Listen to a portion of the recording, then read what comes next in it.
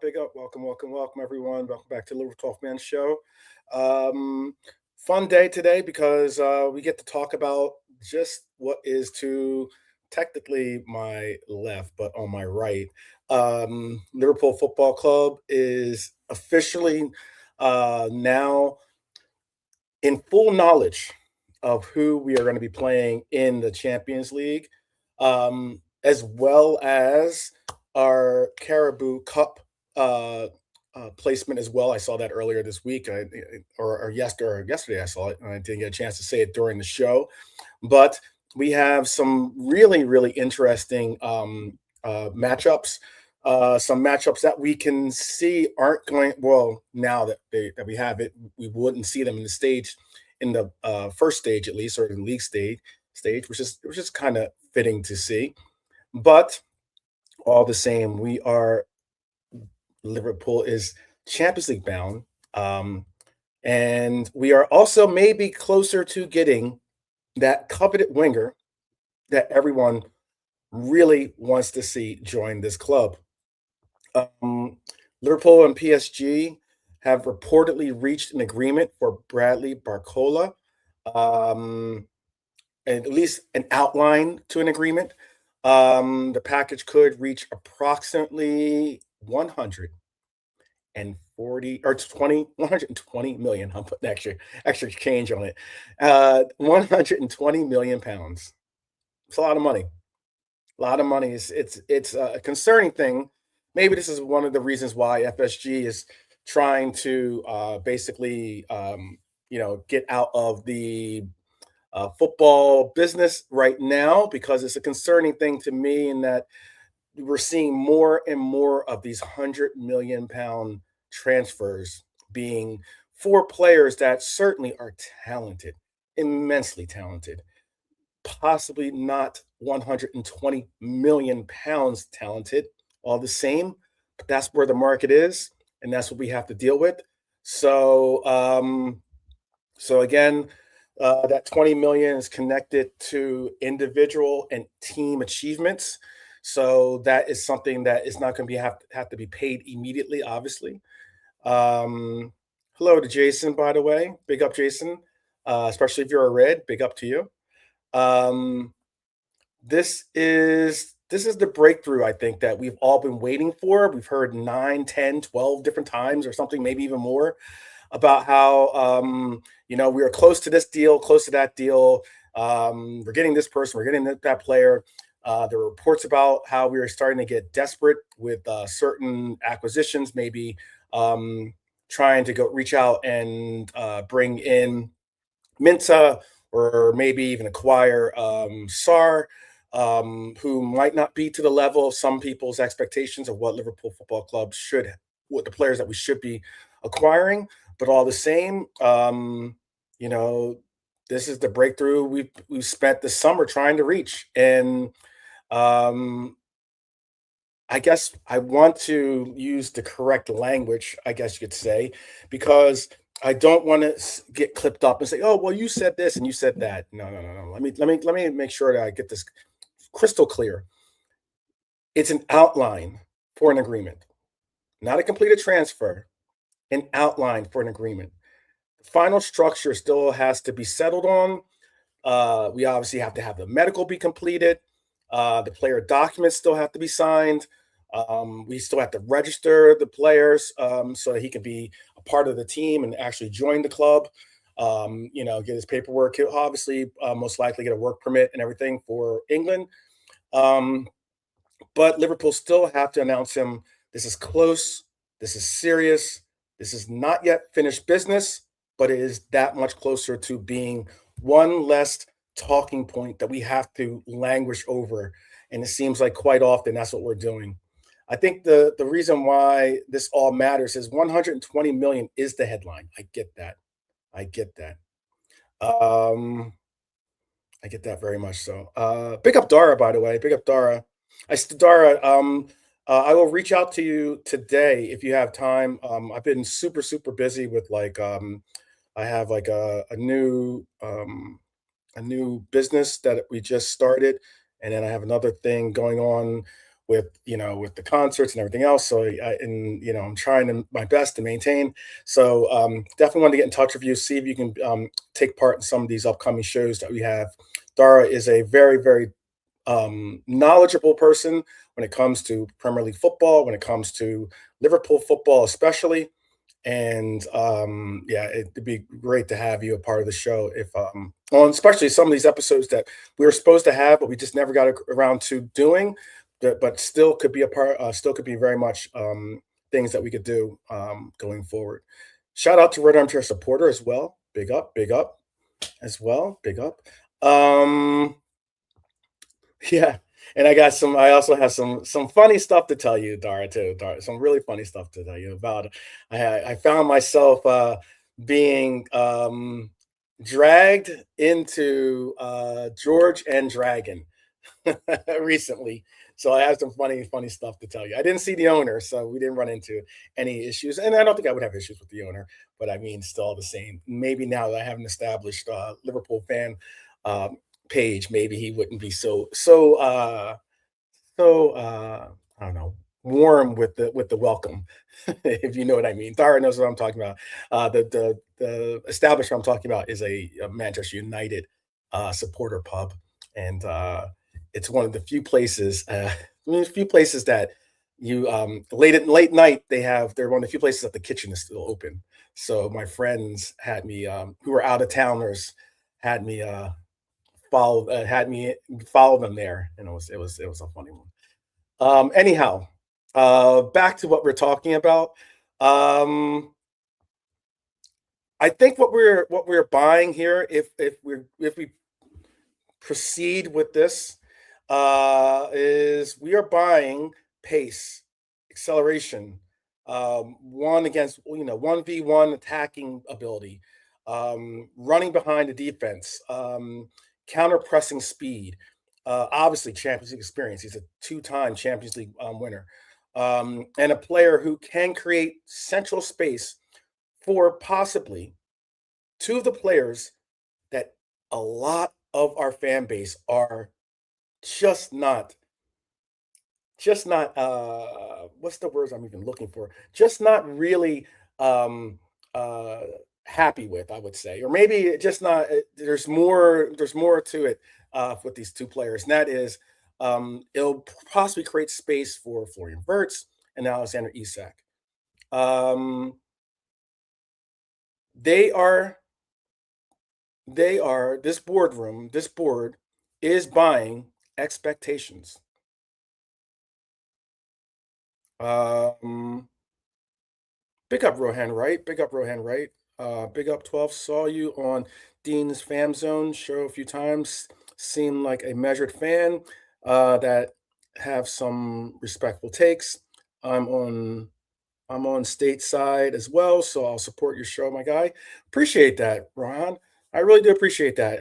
Sincerely, we could definitely use more level-headed people like yourself. And if anything, this forum that I conduct over here on this channel, I think is just that. A lot of the times we have a lot of OGs that are a part of the channel, whether on the panel or in the chat, that that are really level-headed. Our opinions don't necessarily always co-align, which is fantastic because we're not an echo chamber, and we certainly are respectful towards each other to be able to get our points across. Paul Smith can understand that completely. Big up, Paul, by the way. Paul Smith, someone that I don't always agree with his opinions. Sometimes I do, but yet it's just a measure of respect, and the fact that he's a Red makes me even more so have a level of diligence to be respectful of their opinions. So I want to hear them. We can debate. We can have different opinions, and we can come to definitely a an agreement, or some type of an agreement, or maybe some type of middle ground that we can kind of see eye to eye on, or maybe we just don't. Maybe we don't, and we still recognize each other as Reds, and that's the most important thing. So shout out to Rohan, and shout out to Paul Smith joining us today, and anyone else joining us. I see that we already have quite a bit of number of eyes on us in the count. So if you're watching us on X or if you're watching us on YouTube, shout out to both of those platforms. Um, Look, I think at 100 million guaranteed, and that's 100 million pounds guaranteed. Barcola is not a he's not going to be a development project. He's not going to be someone that you could just say, "Oh well, let's just wait and see what he does in the Premier League." He's got to hit the ground running. And why it's difficult, and that's a lot of pressure. I understand that. But what I am saying is it is a lot of pressure on a player that unfortunately has a price tag associated with him that he's going to have to measure up to, because it's going to be a narrative that is constantly following him in every circle of what he has to say and what he has to do with with everything that we talk about. And why I emphasize that is because this is now becoming a regular thing for us. We are starting to pay for players, I believe, overpay, be honest with you. Not saying he's not talented. And again, the ink's not dry yet. So we're still waiting for this to be done. But I mean, like with any player, whether it's Isak, whether it is obviously Wirtz, these 100 million pound players, there's a lot of pressure on them. A lot. And you know, this this incoming is serious for our team. We are now going to be fortifying a position that we just lost, possibly one of the best to ever play the position in Premier League history. I know a lot of people are going to push back. There's a lot of other choices, I'm sure. But Mohamed Salah is certainly someone that you have to put into that conversation as one of the greatest wingers of Premier League history. And that is something that we're going to see. Another thing is this. I've been going on and on about for quite a bit of time I said our top priority is our center half role. We need a center half. We need to get another center half to solidify our center halves.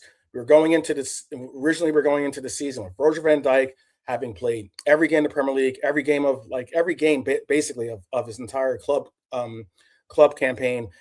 We had a captain that had been the captain of his international team and played every game, every minute basically for them as well.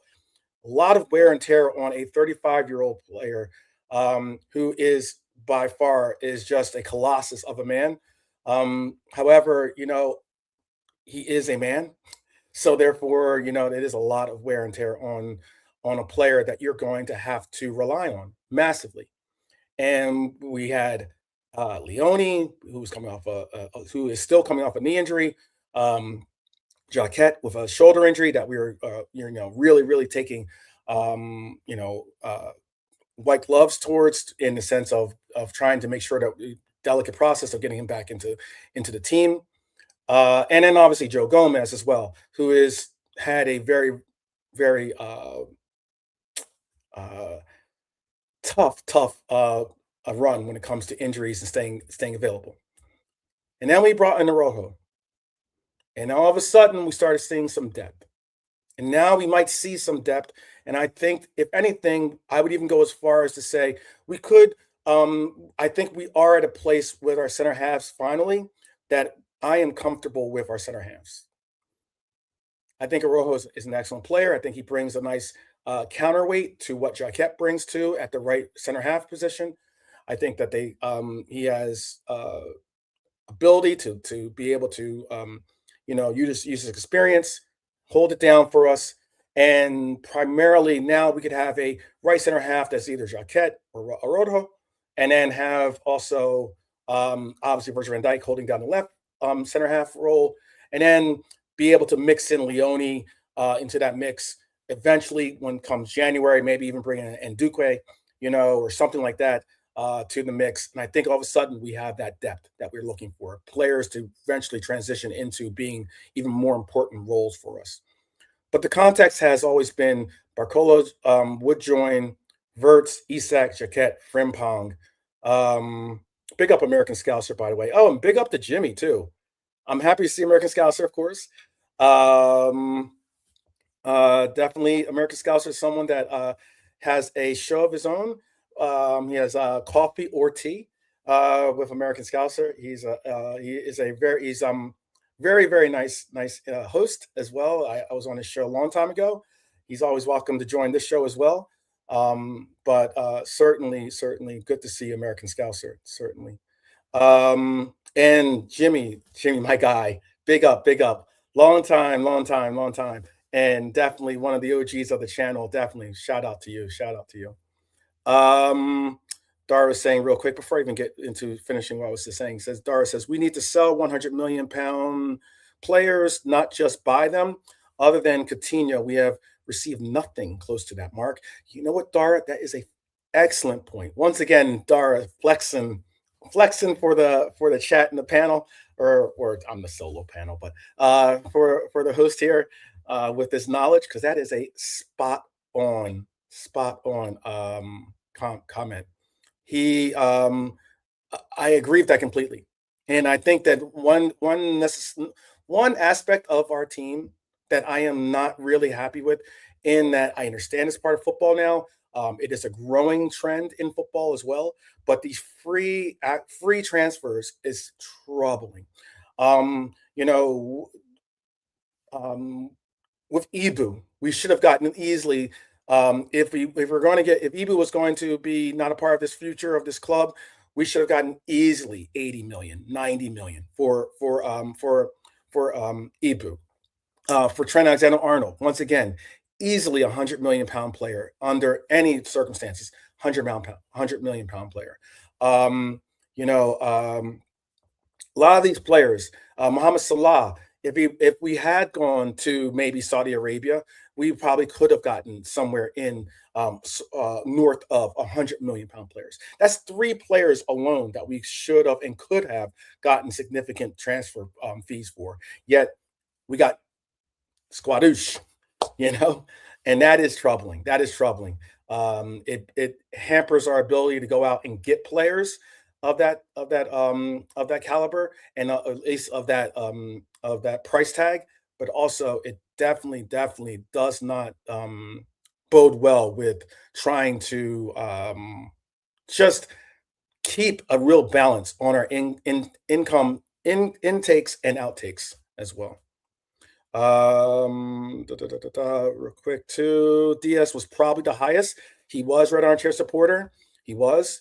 You know what's scary about it is that right now, I would probably say Cody Gakpo is possibly the highest the highest price tag that we will receive for players that possibly could be outgoing. I'm not saying that I everyone knows my take on Cody Gakpo. I think he's a really talented player. Everyone knows that often I'm the guy that's always often sticking up for him, and definitely hearing it from those that do not like his play.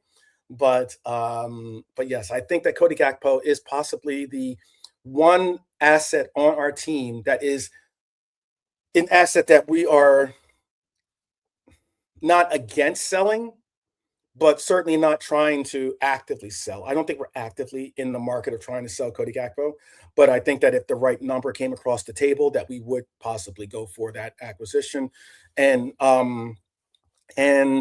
I could see what the market the way it is. I think I would not settle, and this is going to be wild. I know people are going to be like, "Whoa, Cody Gakpo's not worth that much."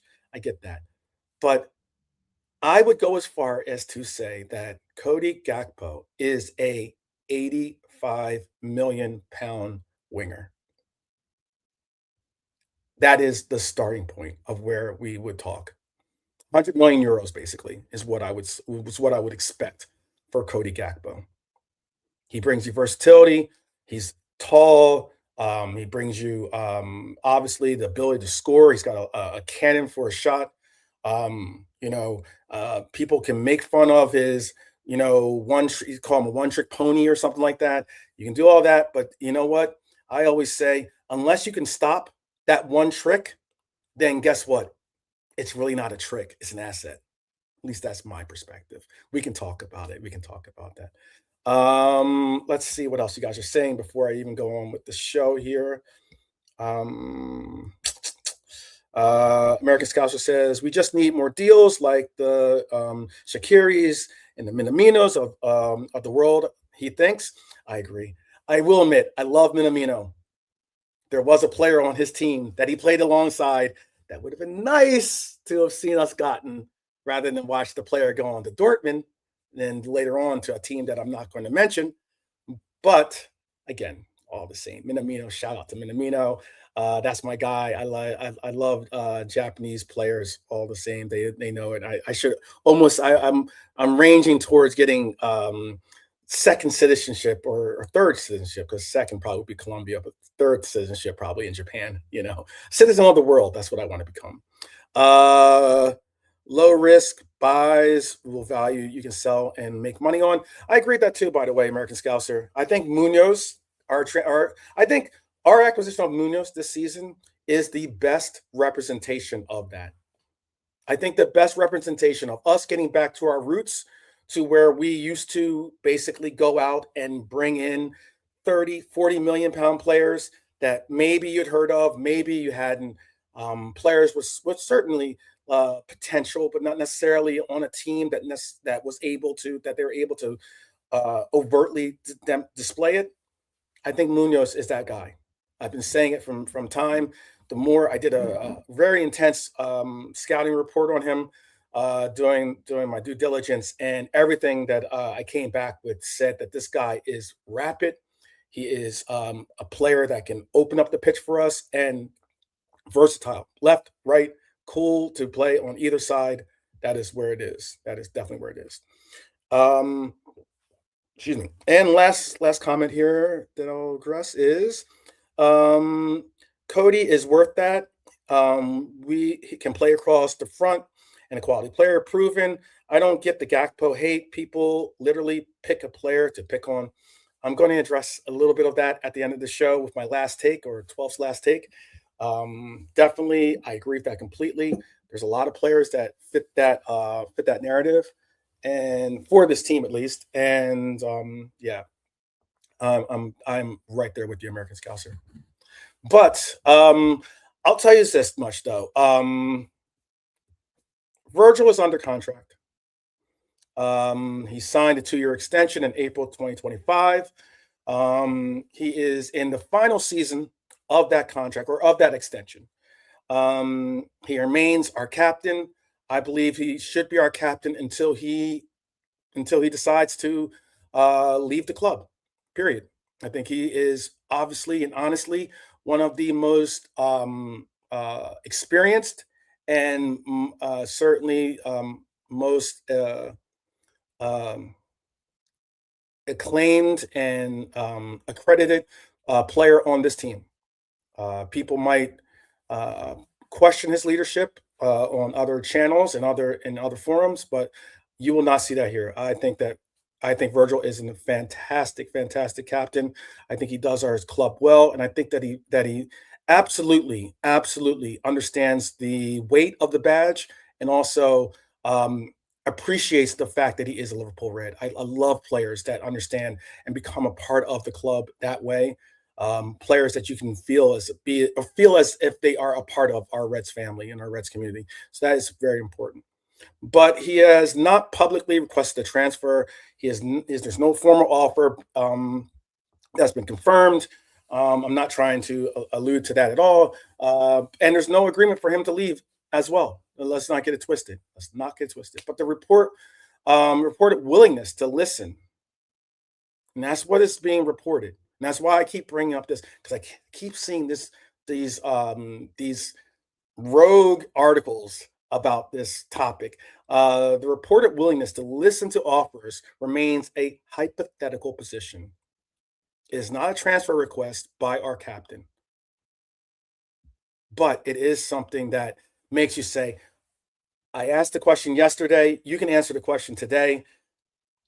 Liverpool, in my opinion, needs to get Virgil van Dijk his extension now. Not wait until January, where other teams can start to knock on his door openly Not wait until the end of the season to give a. I know there are some that believe that we. I was talking with Delonte yesterday. He believes that we should give a full year evaluation and determination as to what is and where is Virgil van Dijk with his fitness and his passion and ability to play for this team and play football in general. I am not in agreement with that perspective. In this light, I just want to see Virgil van Dijk signed a 2-year extension. That's my opinion. The second year can be you can make the second year a I think if Liverpool were to approach him and say the second year is going to be a team option, I think that kind of rubs the player maybe the wrong way, as to say, like, as in you're not willing to commit. If it ends up being a player option, that again might not be, that gives maybe a little bit too much power to the player. I think though I would do that though. I would give a 2-year deal, 1 year guaranteed, second year as a player option.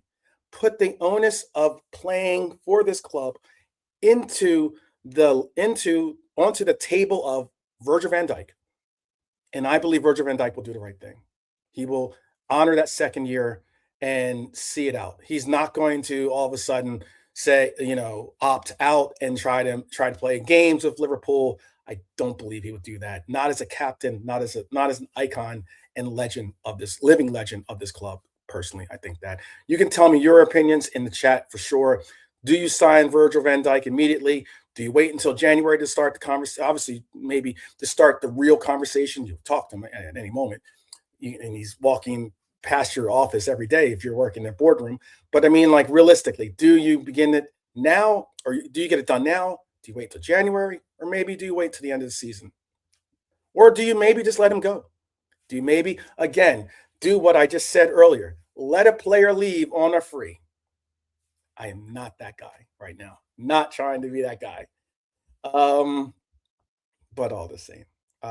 Sign him up, says Red Armchair Supporter. Shout out to you, brother. Definitely. I think obviously Virgil may not play through this next era, because that's what we're on, is a new era of Liverpool football. But I believe, honestly, he still has to help build it. I believe that he is one of the master architects in that locker room that has to help rear these center halves into knowing what it means to be a football player for this club, but also knowing what the system means, knowing what the standards are, and recognizing the fact that there is no gap between any of those opinions. Look, the other player I spoke on earlier, Jeremy Jacquet. I affectionately call him JJ.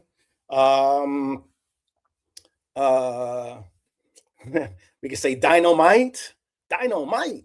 Oh, that's referencing. That is definitely a reference from an era far gone for some, maybe not even realized or known by others. But Jeremy Jacquet, this is going to be a very big test for Jeremy Jacquet coming up. And I think that what is going to be the biggest key for Jeremy Jacquet coming up is going up against Delap. Liam Delap is obviously a Nottingham Forest player. The deal is complete. He's got a 5-year deal with the club. He was sold for £45 million, I believe. JJ knows ball. There you go. 45 million, I think, is what the reported guaranteed deal was. I think it's 45 plus 5, I want to say, with add-ons.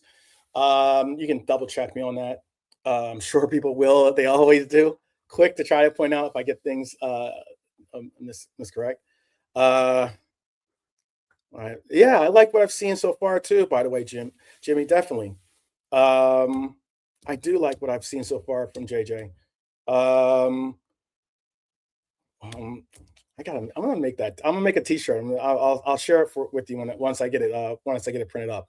I'm gonna say JJ, and I'll have dynamite. That's from a old 70s sitcom back in the day. It was interesting. JJ Walker was the guy who said. I think it was JJ Walker. I think his last name was. But anyway, Delap wants to obviously use his physicality. He wants the center half close enough to be able to know that he's there, but easy enough to try to separate with his pace. He wants direct passes. He wants channel runs. He wants early crosses. Obviously, he's good at second balls. And the difference is that defenders moving towards their own goal is something that he wants. He wants them backpedaling. He wants them, trying to figure out a way to eventually push forward and try to attack them where he can then counter them. And then Virgil will be defending that space, obviously, but possibly Jeremy Jacquet could be in for that role too. And this is the purpose of why we bought JJ. Not to remove every difficult match from his path, but to develop him through these types of matches. And I'm thinking that this is going to be a real test.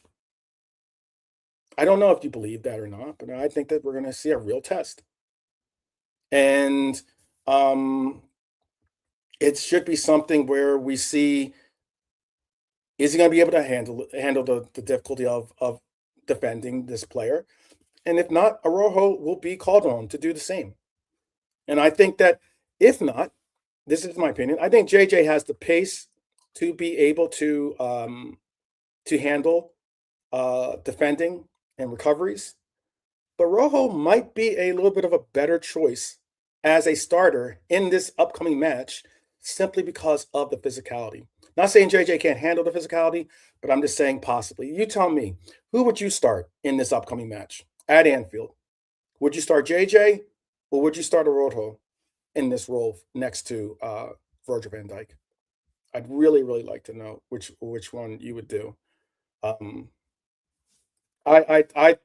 leaning very much so to starting Araujo. I'm leaning that way, but maybe you keep Araujo on the bench.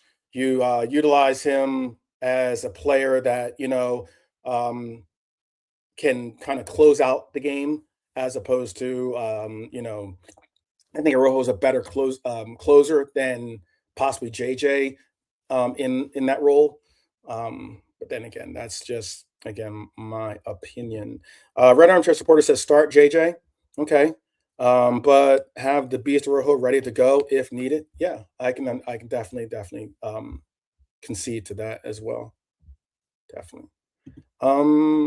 Let's see. There is some stuff we're going to talk about. Definitely this thing again to my right here. Pretty soon we're going to bring that up in a second. I am just going to talk about one last part about this right here. And that is before we get into Champions League conversation, before we get into Carabao Cup conversation, I wanted to talk about the immediate question after this breakthrough in negotiations for Liverpool. What happens to Cody Gakpo? Spurs have interest. Manchester City have interest. There's no confirmed offer, but Liverpool have not agreed to sell this player. And I don't think we should be rushed into doing so. And it makes you really have a very, very complex and interesting conversation. Excuse me. And that is Barcola obviously provides whip, explosive acceleration, transitional running. I said 1v1 attacking is one of his strengths. Cody provides inside strength. He provides back post finishing. He's got physical ball retention. He is able to do central forward coverage, so you can see him he can cover all three portions of the front line. He's got Premier League experience. obviously a Premier League champion. They are not identical players, however. Yet they do play the same side of the pitch primarily. And our coach has confirmed that Chiesa is unavailable. His small muscle injury.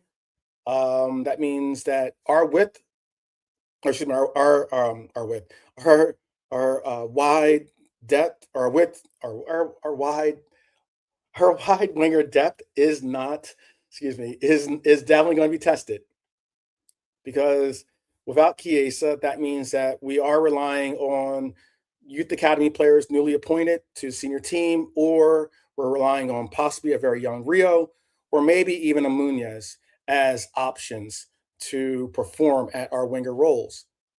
And that's why it's a very interesting position that we're in. Um, I just think that the right side remains unsettled. Selling Cody at this moment, I think, is an extraordinarily silly gamble. We all know Isak needs service. He also needs coverage, in the cover, at least from our wingers, and help in pressing, and he has to press. Cody can play centrally if Isak is unavailable. Barcola is not a natural replacement for Isak. Let's not get it twisted. He is not a center forward. But Cody can be utilized at that role, whether it's a false nine or even as a more central forward player. If we remove Cody from this team, we will make a problem for ourselves at that center striker position. Without I don't necessarily want Chiesa to play forward. He can play obviously a false nine, but without Chiesa, without Cody, and it's a lot to ask of a Jaden Dans who's still working his way back to complete fitness. It is a lot to ask of this team. And pick up Jason. Jason is saying Cody can't leave. I honestly think we will have much better success with Cody and Barcola on the left side. No dig to the kid, but Rio should only be first or second choice in the cup games. Big up to Norm, by the way. Big up Norm. Are certainly our resident historian of all things Liverpool. Um, a a traveling fan as well, or traveling red. Let's see. I I've got the like on my way. Oh, that's cool. He's on the way to training. I got you. That's what all we asked is that if when you join the show, hit the like button. That's the doorbell. The like button is the doorbell. Once you hit the like button, you're in like Flynn. There you go. Shout out to Norm. Big up, big up. He's probably going out. I believe he does martial arts, so he is going to do his martial arts training. I believe. I don't know, but I believe he is going out to do his martial arts training. So shout out to Norm on his way to saying hello, giving a shout. That's what we do in this channel, man. We support each other, fully support each other, and I really do appreciate the community that we have here. Fantastic, absolutely fantastic community that we have here. All right, let me see. I had some actual conversation as well. Let's see what you guys are saying too. Any people? Oh, I think everyone. I think pretty much everyone probably agrees on that. Cody might not be your preferred player at that role. I can get that. I can understand that. If that's the case, fantastic. You know, but we can all agree that Cody does do what we need him to do when it comes to playing for our team, and that is you. For instance, Jason just brought up cup games. I would argue that it is in those League Cup games, in those FA Cup games, where you see a big difference in the level of play from Cody Gakpo. He gets a lot more time on the ball. He actually absolutely excels at various rates, and I think that that's what we need to see from our left winger. And we can't. I don't think bringing Barcola has to be addition rather than addition with subtraction. Meaning, I don't want to see us bring a player just to get rid of a player in that role. I want us to bring a player to solidify that role, to shore up our depth at the winger roles, and that's key. That's certainly key. Let me bring up some of this stuff too for you, because I have seen what most of us saw, which is I saw the draw this morning for me. I think this afternoon for some of you. Um, uh, Dara says, I have supported.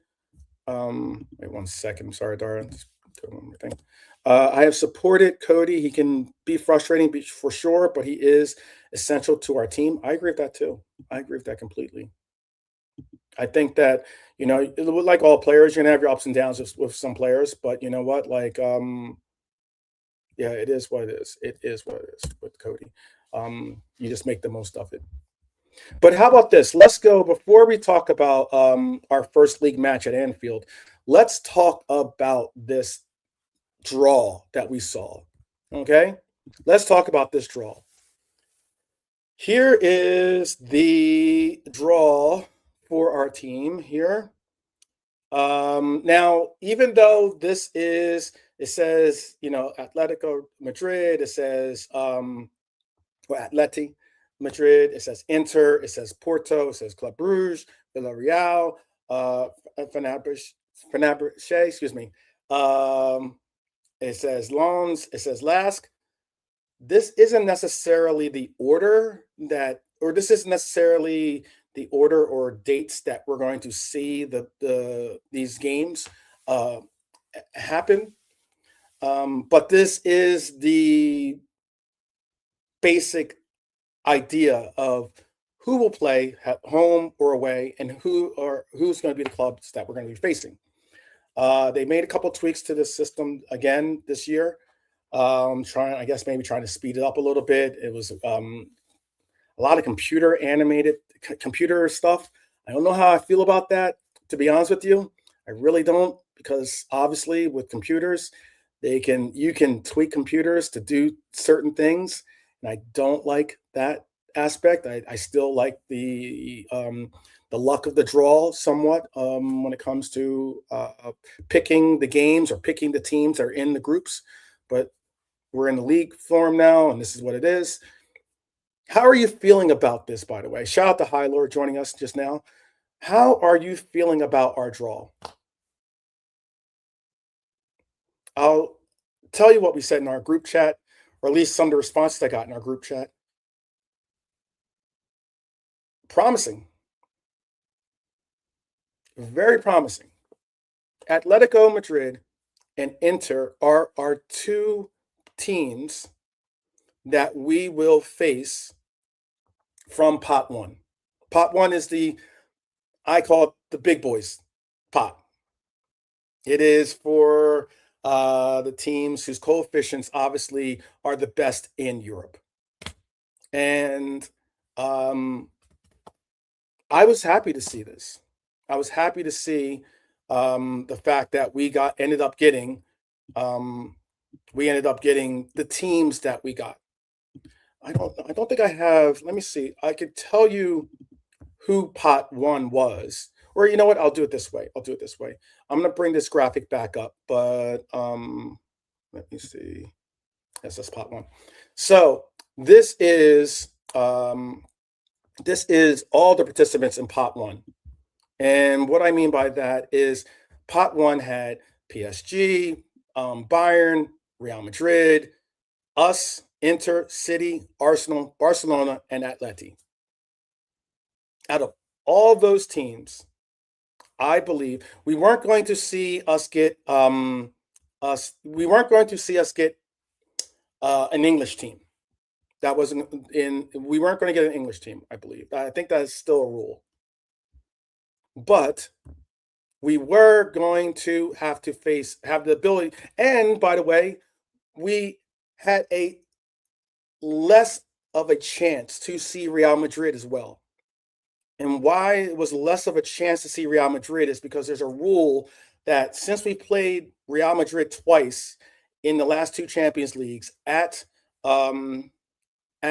Anfield, we weren't able, or we were barred from playing Real Madrid a third time at home. So that meant that we weren't going to see Real Madrid at Anfield in this stage, or in the league stage. We could have gone to their home, but it meant that it was a 50% less chance that we saw Real Madrid. And again, looking at these teams, I think we picked the two teams that are the most playable in the sense of the most capable of us getting results. Best odds of us getting results are against these teams. Bayern Munich's a very difficult team to play against. Real Madrid, obviously, we all know that is a very difficult game, whether home or away. Manchester City, obviously, is a very difficult team. We all know that as well. Arsenal's a very difficult team. We all know that as well.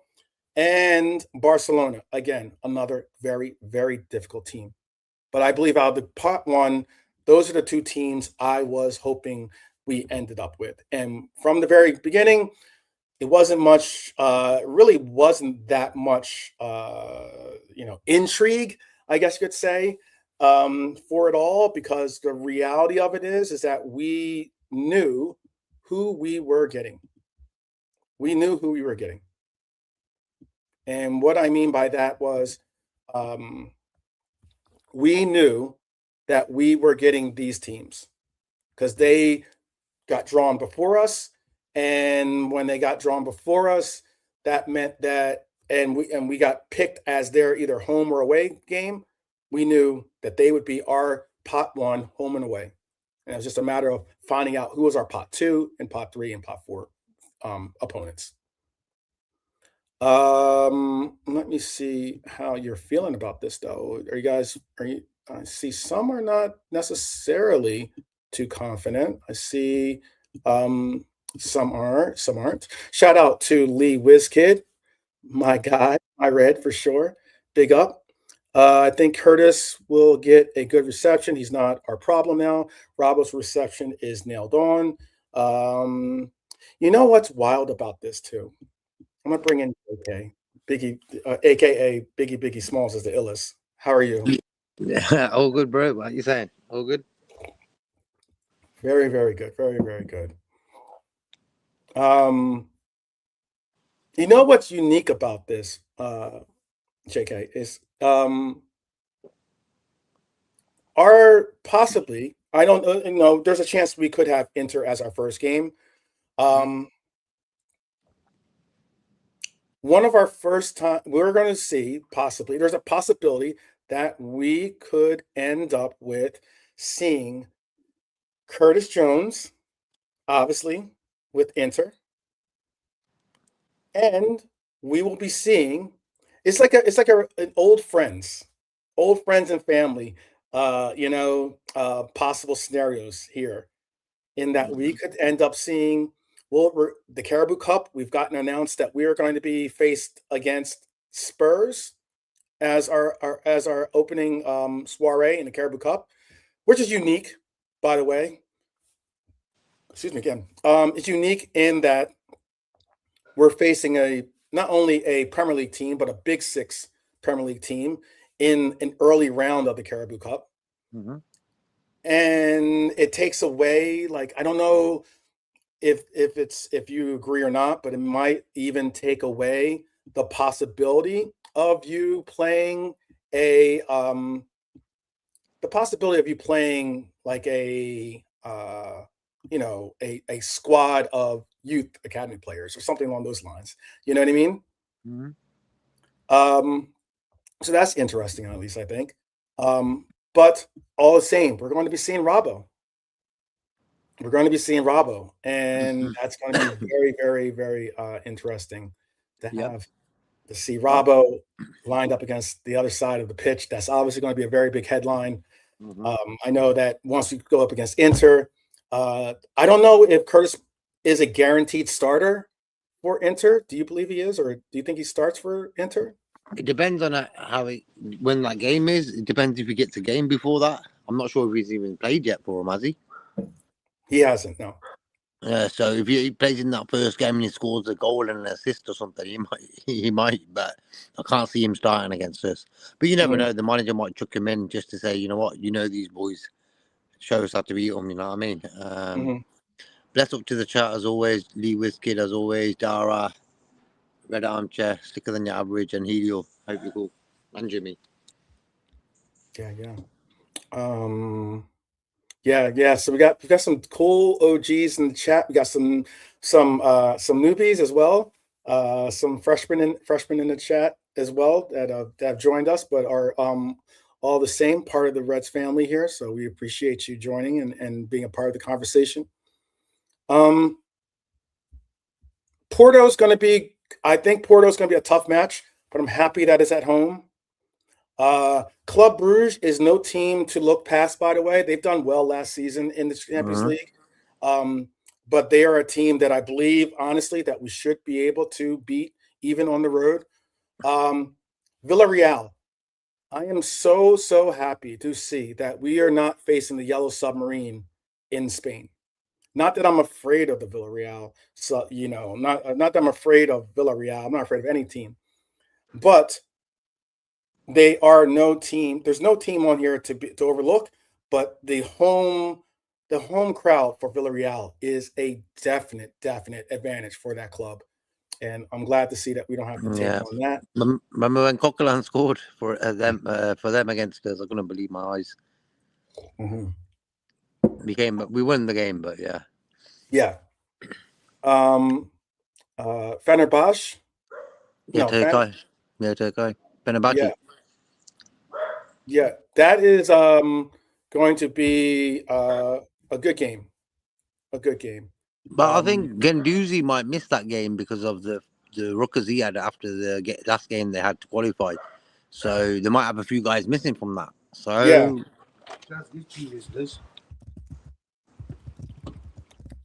Say again? I think Smokey's in the back trying to get his attention. Smokey is his dog, by the way, JK's dog. Very loving and super cool.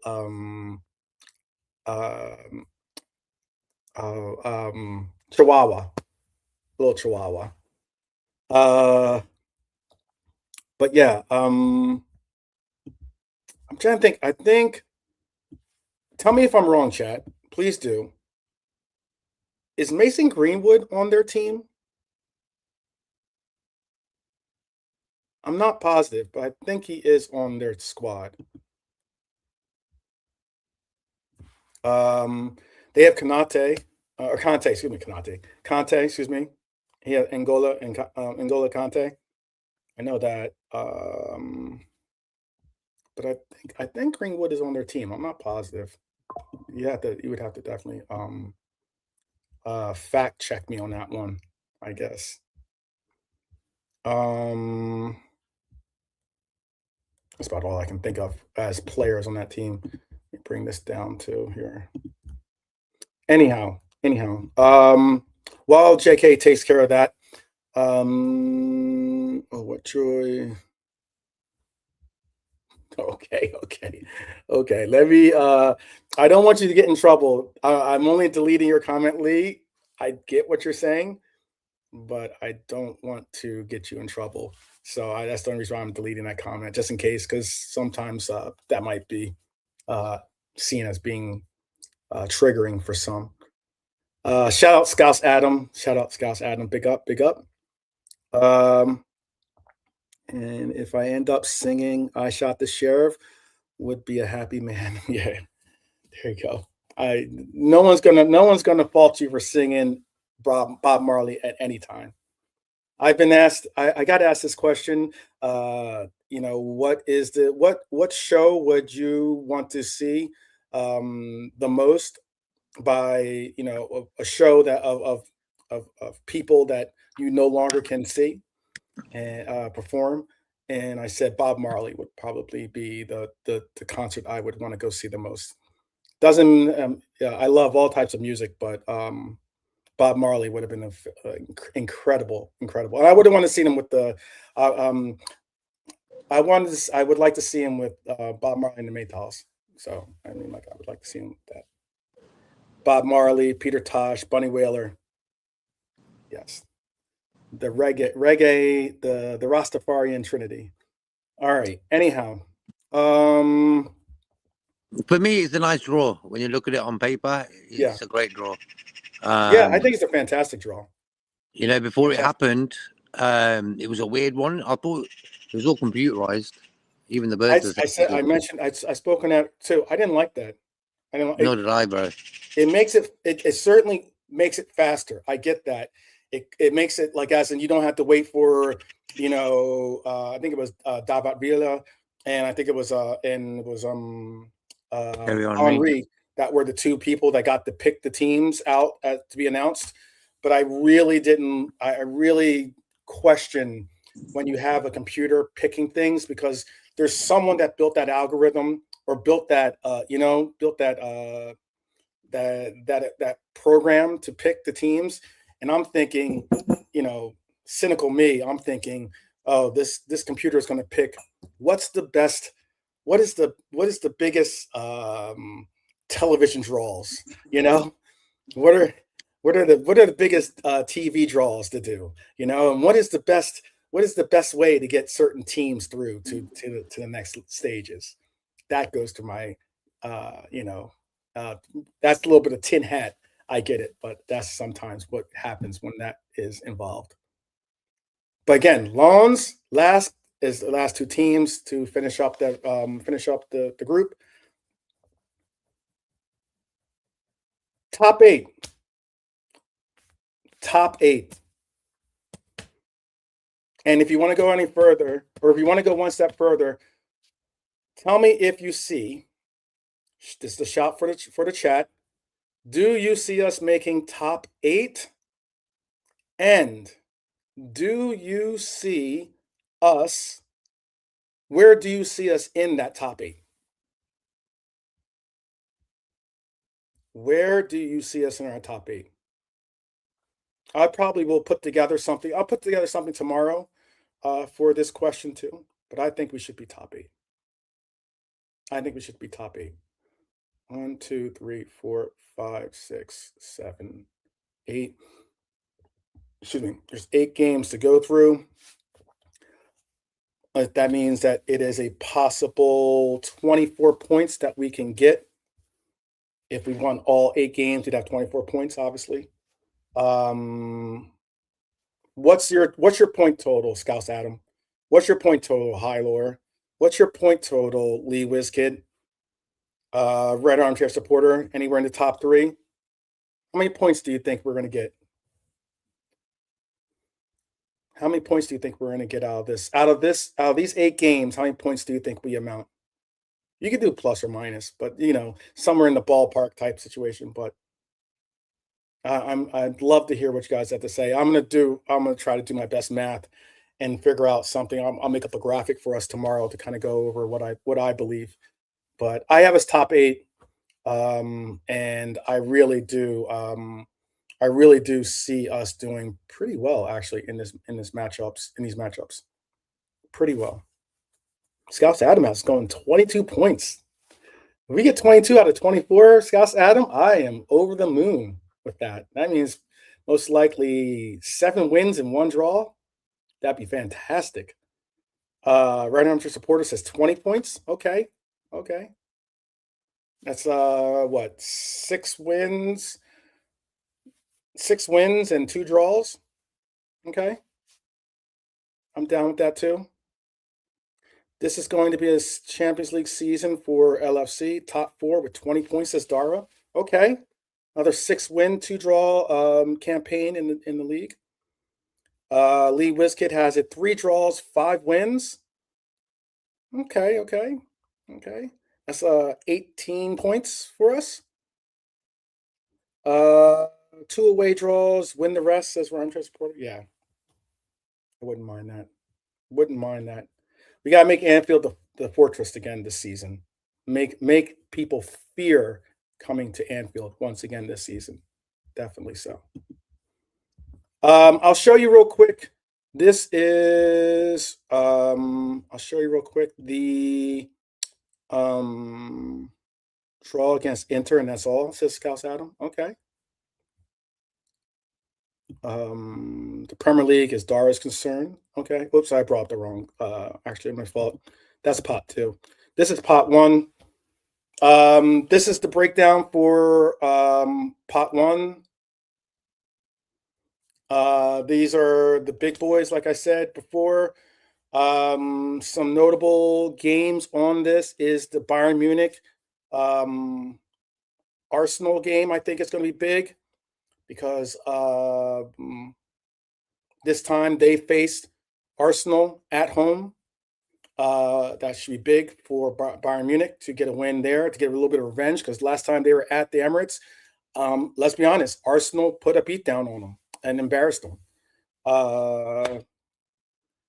Other big games in this, I would say, looking at this, Bayern Munich, Arsenal, like I said,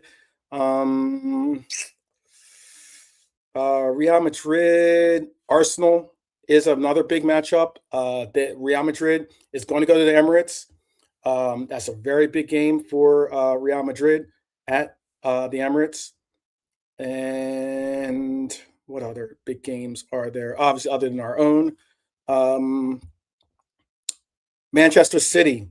Manchester City have 2, I think possibly one of the hardest, got one of the most difficult pot 1 result draws, in that Manchester City have both, obviously, the reigning champions, PSG, and they have Barcelona to take on, which is huge.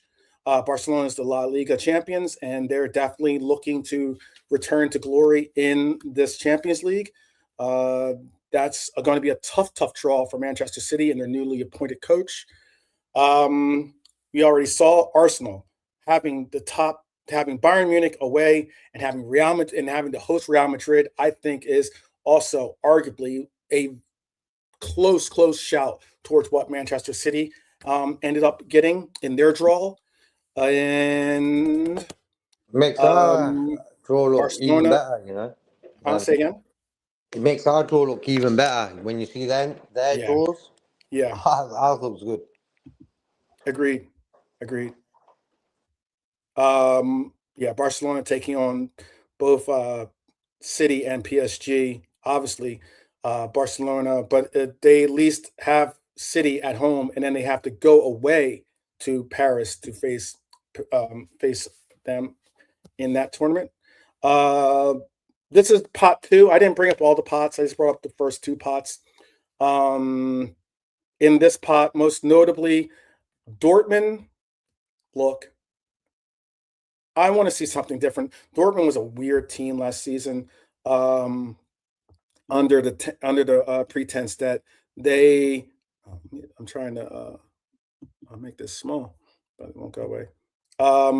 They were a weird team in that. Oh, there you go. Sorry about that. They hide the minimize button behind the show ticker, so it's very difficult to get. I'm gonna have to write stream on StreamYard and tell them about that. It is so difficult to minimize stuff.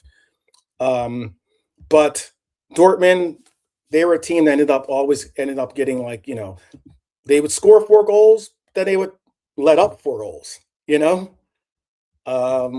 They're a weird team when it comes to that case. So I am very interested to see what they amount to this season. I'm not looking. I saw someone have Dortmund in their top 8, and that meaning like on one of these, like, big time broadcast TV shows. They had Dortmund in their top 8. I do not have Dortmund in my top 8. I'll put together a top 8, like I said, tomorrow, and also give you a rundown on what I see as being my predictions, at least. But again, most notably from this, you could see that United, welcome back to the Champions League. Your prize is you get to face against Bayern Munich, the German champions, at home. Then you go against Atletico Madrid in Spain, one of the very, very difficult places to play against a very physical team, obviously. And then you go against Roma, Sporting, um, Red Bull Leipzig, Villarreal at the Yellow Submarine, and then you have Como and I forget what team that is. SAB. That is I forget what team that is. Sabrini or something like that. I don't remember the name of what team is SAB, but it's from Pot 4. So that is what you end up finding yourself with. We're just past the hour mark. Like I said, I have a scathing final 12th final say or final shout segment, a little op-ed thing that I do. And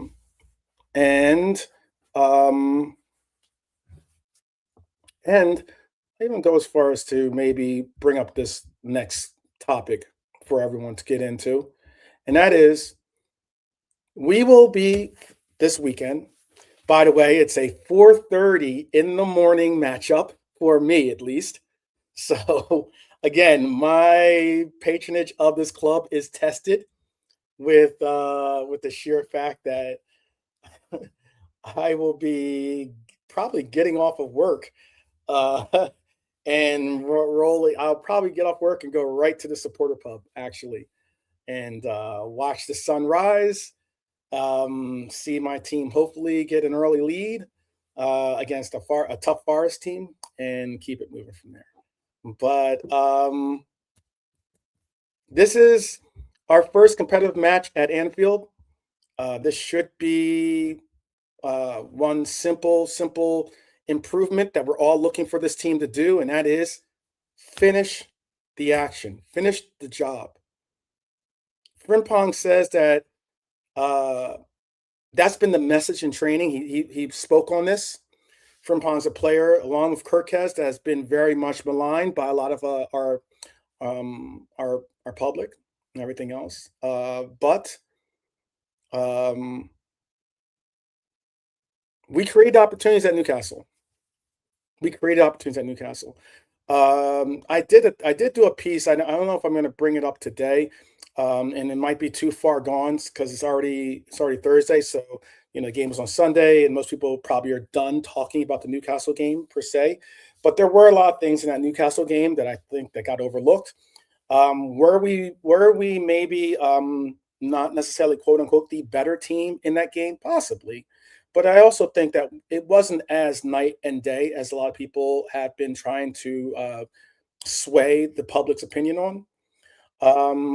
I just think that we did not complete enough of our opportunities. We created opportunities, but we just did not finish our breakfast or our lunch, however, whatever you want to reference it as. Possession without an end product always gives our opponents an opportunity to stay in a game, if not excel in the game. Now, Chiesa will not play. He still has a small muscle problem. And I think it increases the likelihood of seeing Cody start once again, who had a decent game against Newcastle. Possibly, arguably, he had the best game of all the players in our team. Damis Abasalai will begin once again on the right side, I believe, possibly as a winger. Possibly as our right winger. Who knows? Anyhow.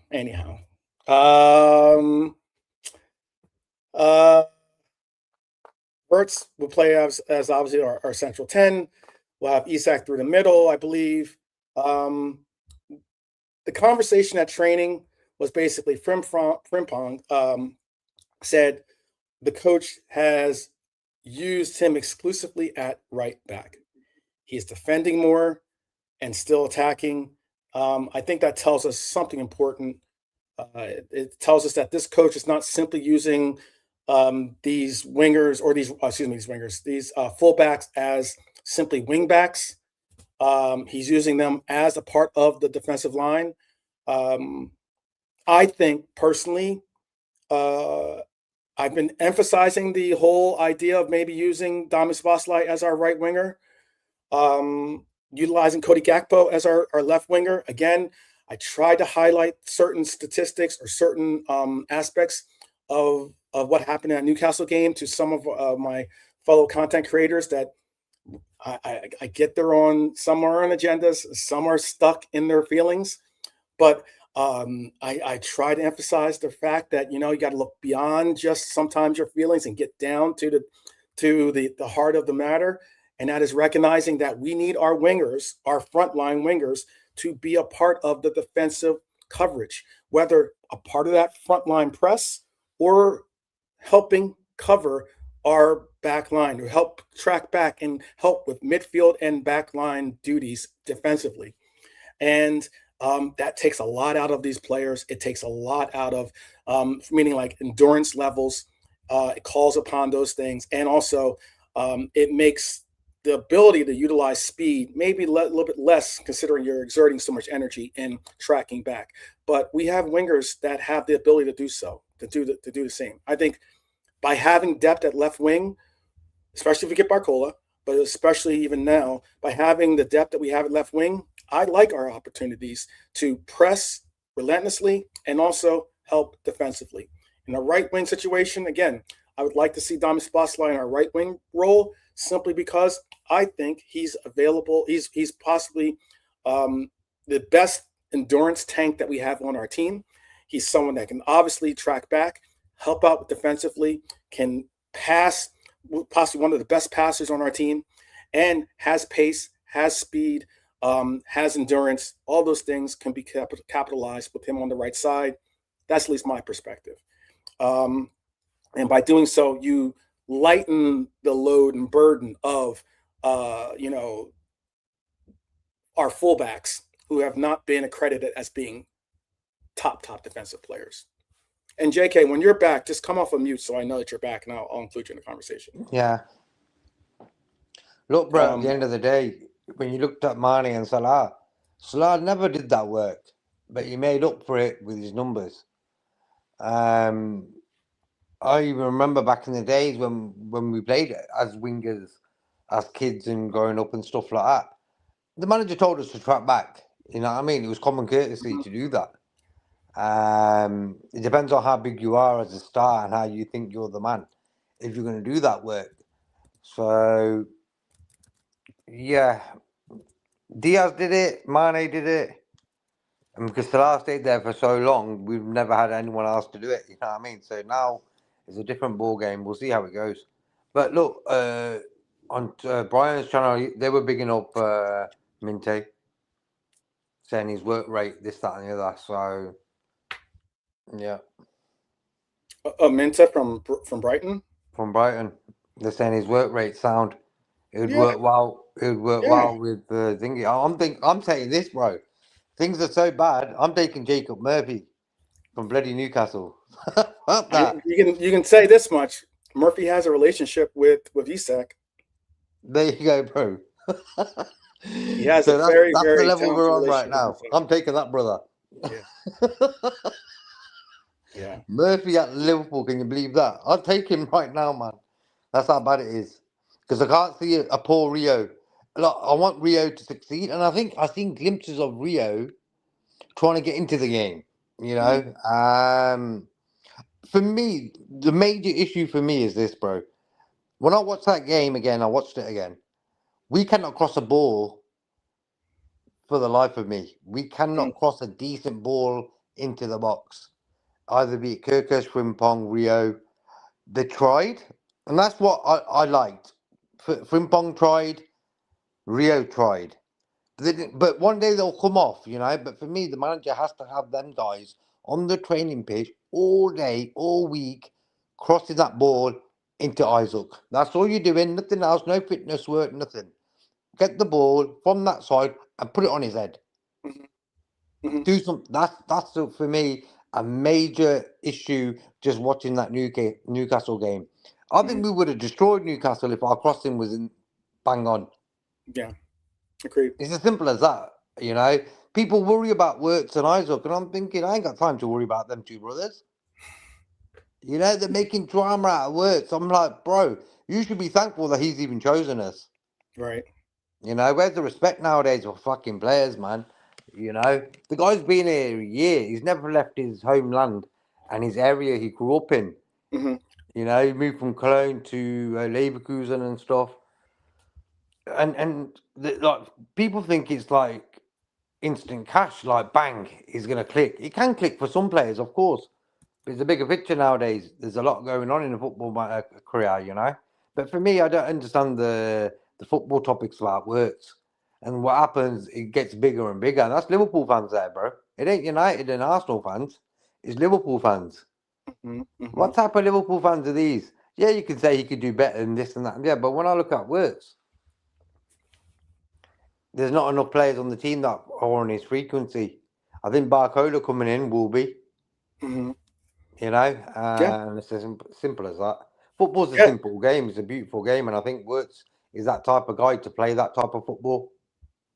Yeah, no, trust me. I think I'm going to focus right now on, again, a player that I backed in the preseason, a player that I still have very high optimism for, a player that is disrespected by pundits and sometimes our own fan base. And it's Frimpong. I get that he's not tall. I get that he's a short king or whatever some people call it. I get that he is a player that he's a very charming and nice person too. By the way, I haven't personally met him, but but everything I see he fits so well with the team that surrounds him. I think he's a very delightful presence in the locker room. Go ahead. I like his sense of humor, bro. When I seen his first interview for us, it was great to see someone enthusiastic about what he's going to get into. Like, wow. And what I liked about him in the Newcastle game, he didn't get injured for one. That was the main thing. He lasted the game, and he was always trying to do something. Yeah, he wasn't like a standing right back, lazy and that. He was trying. You know, at the end of the day, I think that's a big attribute for him. Some people on the fan zone, they were, you know, sometimes I am, you know, it's, you know, I feel like Maximus, you know, at times, taking on opinions, but I agree. Someone said, so one of the questions was, what is an attribute of Frimpong that is not other than his pace? What is an attribute that he has? And I go, you know what one of his attributes is, and this is something that isn't always necessarily learned. It's an aspect that certainly is something that's within you that you have, and that is hunger, fire. You know, that you beat me once, guess what? I'm going to come back and I'm going to make sure that I get the better of you this next time. You know, like, he is someone that you definitely see doesn't give up, is willing to always fight. And maybe it's because, I don't know, maybe it is Napoleon complex. I don't know. That's a funny term, but all the same, you know, maybe it is something along those lines where, you know, people are always discounting him because of his height or because of this or because of his skill level from here or there. And he's got something to prove. And I you know, as an underdog, go out there and prove it, Frimpong. That's what I'm saying. It. Go out there and show these guys and girls, guys and gals, excuse me, that they're wrong about you. And that's how. You know what? I'll tell you something quickly. In that game, and in that friendly against Como, he done some decent balls into the box for Isak to run onto and bang it in. And what happened? It sort of got cut out or whatever. But I seen the intention there. Okay. I think there's two type of fans. One who just jumps on everything he does, and just picks out all his faults. Mm-hmm. And there's other fans, so like us guys, who will be like, fucking yeah, get behind him. And I feel it's important to get behind him, you know? Because Yeah. for me, when him and Wirtz were at Leverkusen, they were in a flow. They were set. They were playing for that team, maybe looking to sign for a big team one day. And they both ended up at Liverpool. And it's not really worked out for them, both of them together, playing in a game where they've worked well with each other, got a goal, this, that, and the other. Mm-hmm. I'm waiting to see that. Yeah. You know? I'm waiting to see Iraola's I'm waiting to see Iraola's fullback presence that he had at Bournemouth. Mm-hmm. And well, for me, he's got two players that can emulate that. I do think that he is, and from what Frimpong just said in the interview, I think he's not simple. I think the difference here at Liverpool now is that he's not simply using him as a glorified wingback or a glorified even winger in essence in Frimpong. I think he is trying to make him a part of that defensive line. I think he is trying to develop Frimpong and Kirkes into complete attacking fullbacks, you know? And I think that with Dom, with players like maybe Trey or maybe even Maka or maybe Grav, but also certainly Endo, like as in with players that can help provide some coverage in that back line to lessen the load. I think he's going to find himself excelling eventually. He's going to find himself getting into the mode and being able to allow for the game to come naturally. And like I said, Szoboszlai can help the process. He begins on the right, moves into the midfield, presses after possession is lost, and then creates an outside lane for Frimpong to run on, use his pace, and then all of a sudden you've got a back line scrambling to try to get in position, possibly opening up different channels for Wirtz, different channels for Isak, and all of a sudden you're looking at two of our best scorers or most deadly scorers with the ball at their feet, and I think that's important. I didn't put together go ahead. For me, when you look at Kirkes and Frimpong, I can tell you straight away what I, as a coach, would see what their minus point is in their game. One, for me, Kirkes, he's 2 steps forward of actually what he's doing. So he's overthinking what he's actually got to do. So he's like I wouldn't say a headless chicken. Mm-hmm. He gives me that vibe. Okay? The brother needs to take a step back, hold your horses, and go with the flow. I think him and Szoboszlai, that was them two doing that a lot in that game. Hence why Szoboszlai couldn't get his foot on the ball. Why? 2 steps, just overthinking it, overplaying it. Why? Had a holiday in the summer, really dying to play football, and they were over-complicating their game. And I think that's Kirkes' problem. Frimpong's, for me, major crosses into the box. I think if he can get them sorted, because he gets a lot of space and time on the ball on that right side. So if he can put a beauty in the box, that will give him confidence as well in his defensive side of the game. So, yeah, important that. Yeah. Let me see. I'll big up Edward. Let me see if I can put something. All right. So, I'm going to share with you my lineup. You can tell me what your lineup is as well. Probably the easiest way to go about it would probably be to say, I don't know, hypothetically, if you see a player, you would say Rio instead of Cody. Just tell me that if you believe, if you attest or you agree with the majority, just tell me the positions that you disagree with. Yeah. Okay? When you do the player and I don't agree, I'll tell you that then. Okay.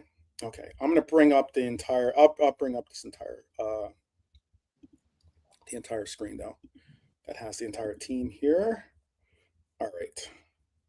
here is, I'll bring it up full screen here. This is the lineup that I believe is going to be the lineup for us against, at home, by the way, against Forest. I would like to see this lineup start. Now, I will admit that I wouldn't mind this being this right here. I wouldn't be against it. I think that could be arguably one of our best starting lineups. However, I do not think that, I don't know when and how Iraola is going to start implementing Trainioni. Again, I think that Trainioni is an excellent option as a DM. He's a player that doesn't mind getting into a tackle. He has excellent passing range. But I do believe that that Gravenberg is most likely going to start. I have Ali, Frimpong, JJ, Virgil, Kirkes, backline, goalkeeper. Pivotov, Graf, McAllister. Dom, Wirtz, Cody, Isak. That is my starting lineup. Mm-hmm. Everything's spot on for me, exactly the way I would have it, but one player. I would swap McAllister for Trainioni. I'm giving that brother a debut against Forest at home. Yeah, man. He will just play wicked. That's my team, then. With Sabotzola on the right. Because what's Sabotzola going to do? He ain't going to hang around on the right wing all game. He's got the energy to play there and come into midfield. I'm sorry. I'm listening to what you're saying. I'm also reading some of the chat. First off, shout out to the streets. Definitely shout out to the streets. Rasta Crab in the house. Big up, big up. Definitely loyal red and proper red, and also friend and family. Certainly shout out to Rasta Crab. And also shout out to Red Chili. He's a bomba clot. He said he's been searching for this channel for months. He puts 12th man in, and a Caucasian keeps popping up out of nowhere. You just popped up, made his day. I think he's an Arsenal fan, that guy. 12th man. Big up, Ross. Big up, Ross. Yes.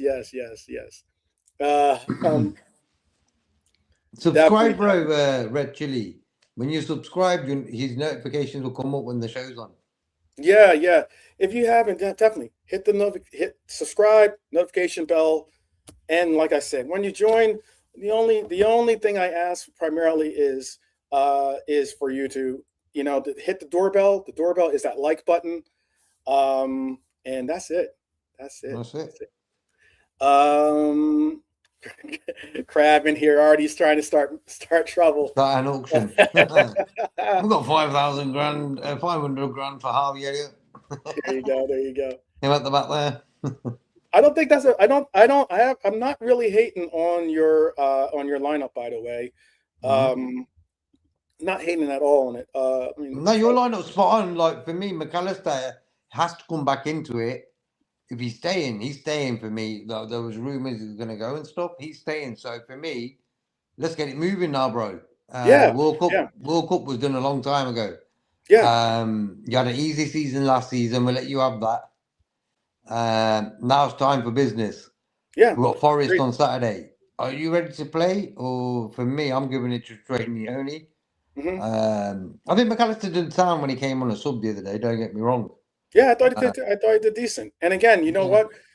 McAllister's dad says that they are not looking to move from Liverpool. They want to commit to Liverpool. And there's been talks about how his eyes are only for Real Madrid, or Real Madrid might be in for him. This and that, blah blah blah. Look, I know the extension talk haven't furthered the process on extending to McAllister. McAllister is, I believe, 28 right now. So this would be certainly the last, if not the last big contract. And what I mean by big, as in the last contract where you get like a raise in your wages. But so I'm certain that he's probably looking for a decent payday, and certainly some type of security on his future. But honestly, I personally thought that it was a measure of where we're going with this club by not giving him a vice captaincy, considering that we have more than one vice captain now in this team. I know that he is one of the leaders on this group. In this group, I think he is certainly a presence in the locker room, but he might also be someone that we might not be going forward with. But we'll see. We'll see. For me, McAllister, like you're resorting back to the title-winning season midfield, ain't you? Actually, not midfield because you're putting Szoboszlai on the right, but you got Gravenberch, McAllister, and him on the pitch. Mm-hmm. Look, they're good players when you look at them all. It just depends on which additional we're going to get of these guys. Like for me, Szoboszlai is locked in now. You're going to get the same Szoboszlai every game. I think the last one against Newcastle, he wasn't great because he was trying too hard. But other than that, Szoboszlai is at that level now. Who'll play sort of the same every game, energy-wise. With Gravenberch and McAllister, you don't know which one you're going to get. I think Gravenberch, he's very good in tight spaces. Three guys on him will do a little move and he'll be out of there on the go. As I said on the last show, I want to see these guys shoot. McAllister like shooting, shoot. Gravenberch like shooting. You're in that position. You're at Anfield. Have a go, bro. You know. So your team's interesting. I don't mind. It just depends on McAllister for me. If he's ready, if McAllister's ready, if he's not ready, obviously you don't play him. If he's one of those like, oh, he can only give you 60%, or he can, or not 60%, he can only give you like 70 minutes or something like that. No. Look, 70 minutes for me. If it's you put fine. In that 70, let me clarify something real quick for you. I'm saying 70 minutes is fine, as in like we get 70 minutes out of McAllister. I'd be cool with that, but I'm saying if that is the maximum that you can get out of him, then obviously there's going to be some peak level where before you get to that 70, things might dip, and I don't want to say, oh, well, I'm going to get a half out of like premium top level play from McAllister. No, I want someone that can go full 90, and if I choose to play him only 70 minutes, cool. But you got to be prepared to go 90 minutes regardless. That's what I'm talking. Yeah, it depends on if he's ready for the race, But other than that, if he's not ready for the race, who are you going to put there then, bro? Look, people keep talking about about my shout like for Szoboszlai to play right wing, and how he can't play this, or he doesn't have this pace, or he's not that. Don't get twisted. Dom Szoboszlai is one of the fastest players in the league, and he's also one of the fastest players on this team. He has obviously, he's one of the few players that even Milner would have been like, this guy's got endurance, with that milk test or whatever it's called, and when it comes to pressing, being able to be fierce and run the entire, put in the kilometers on the pitch, Dom Szoboszlai is your guy. And you can't have a starting lineup, pretty much, at least with our team, the way we're trying to go out and play. Dom Szoboszlai is a no-brainer starter on this team. There's only a few positions on this pitch that you can start him. I'm not playing him at right back. Let's give up on that notion. I'm not playing him at right back. Yeah, never. Oh no. Look, bro, when you put him there, one thing I can imagine he will do: cross the ball in the box. Yeah. If you play someone where you put him on the picture, at that position right there, I don't think he wants to dribble against Mans. Really. So what happened when Frimpong gives him the ball? He's getting crosses straight in. Hopefully. So hence why I'll try that. When he crosses into the box, I want Isak to score on Saturday. Yeah. I was just going to say you have to start. Dom Szoboszlai has to be a part of this lineup. There's only a few positions on this on this team that Dom can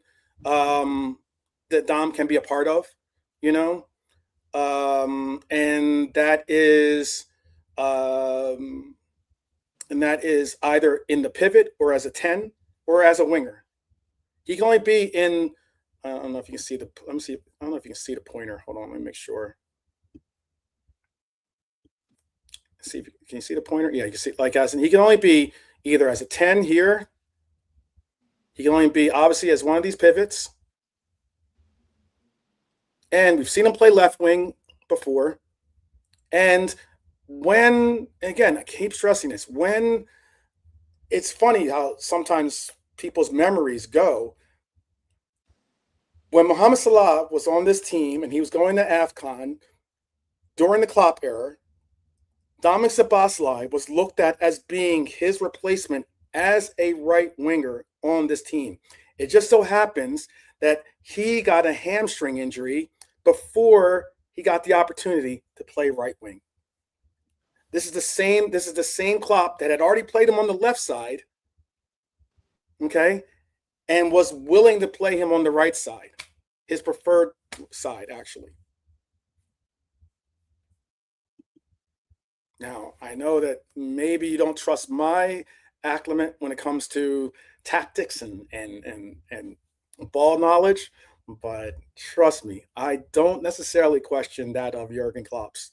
And he foresaw that maybe Dominic Szoboszlai could play that role for us. And I think that maybe we have the opportunity to finally see that happen. And if we have two high pressing wingers and we have two bombing forward complete fullbacks, I think that we could bring back that level of intensity that we all coveted for. That's what I'm trying to get across. That's the campaign I'm on. It'll never happen. It'll never happen. All right, Crab, I got you. We don't know. We don't see. Yeah, we'll see. We'll see. If it happens this weekend, Crab, you're gonna have to. You're calling in. We're gonna have Crab on the show. I'm gonna force him to be on the show. I'm gonna roll up like an old school in the van and throw him in and then get him on the show. Yeah, but I agree with what he says there about Dom facing up against the defender and beating them. For me, that's why, in a weird sort of way, look how much energy he sort of uses in a game. I'd rather have him in there where he's thinking, you know what, I could probably beat this guy, but what I'll do, I'll cross the ball in the box. Okay, so going on that point, because I want to get to the next segment. Munoz is a shout. I'm not disputing that. Munoz is certainly a shout. I just don't think that if I had to choose to get someone on the pitch, okay, Dom is one of the first non-brainers, or however you reference it, he is one of the first names on the list that starts. I think we can all agree on that. It's a no-brainer that he is probably one of the most undroppable players on this list. Okay? Virgil van Dijk is that guy. Ali's that guy. You don't drop Ali. You don't drop Virgil. Okay? You don't drop Dom. I think that Dom probably measures in right next to Isak and Wirtz. You're probably not dropping them. Okay? Yeah. Other players you might play in other roles or you might switch because of fitness and the likes. But I just think that Dom, especially with his fitness, is never in question for the most part. Dom is a starter. Like for me, if you're gonna play it a little bit different, chuck Szoboszlai next to Gravenberch, and then put Munoz on the right. Right. I think that would be the option. That's not a bad shout. I get you on that. Mm-hmm. Let me see if I can find. You know what? I just feel like we need people who can cross the bloody ball in the box. And there's enough too. times where that's the thing gets about the it. ball. Saying what you just said. Let's play like this. Let's play like this, because this is what I'm going to start making when it comes to conversations. This is what I'm going to try my best to start doing, and that is utilizing what you just said. We need a player that can cross the ball. Arguably, who is the best crosser on our team? Szoboszlai. So, if Szoboszlai is the best crosser on our team, why would you want him in the middle of the pitch? Not you personally, but in general. And the thing is, I feel even if he did start off on the right wing, he's still going to put that work rate in, and he'll drift into the middle of the park anyway. Probably. Unless we're attacking, he'll switch. You know what I'm saying? I just feel like he's got so much energy, this lad. Him being in the middle of the park, he should do more for me in a game. I feel like he doesn't do enough attacking things in the game. He does. His numbers are up, of course. But I just feel he can get more balls into the box from the right-hand side if he drifts over there. You know, he's right-footed, swing it. Get it in the box, man. I need to see crosses in this Forest game. Very important. You know? The one that sort of frimponged in that, I think it was a Como game, or was it against Newcastle? He sort of pulled it back sort of cross, and he was on the floor. Beautiful, bro. I was just thinking, where's Isak? Bang, first time hit it. That's why I know Frimpong's got it in him to do crosses like that. So Isak needs to get with the rhythm now as well. Ooh. You know? Red Armchair supporter, a great shout, by the way. I know Beckham didn't play wing. That's probably what they're going to shout back at you. But Red Armchair, spot on, bro. Spot on. I like comments like that. Beckham weren't a runner. He wasn't a runner. He wasn't a runner at all. He was never a pace merchant. Never. But on the ball, bang, he will get a ball. For me, probably one of the best crossers of all time in the game.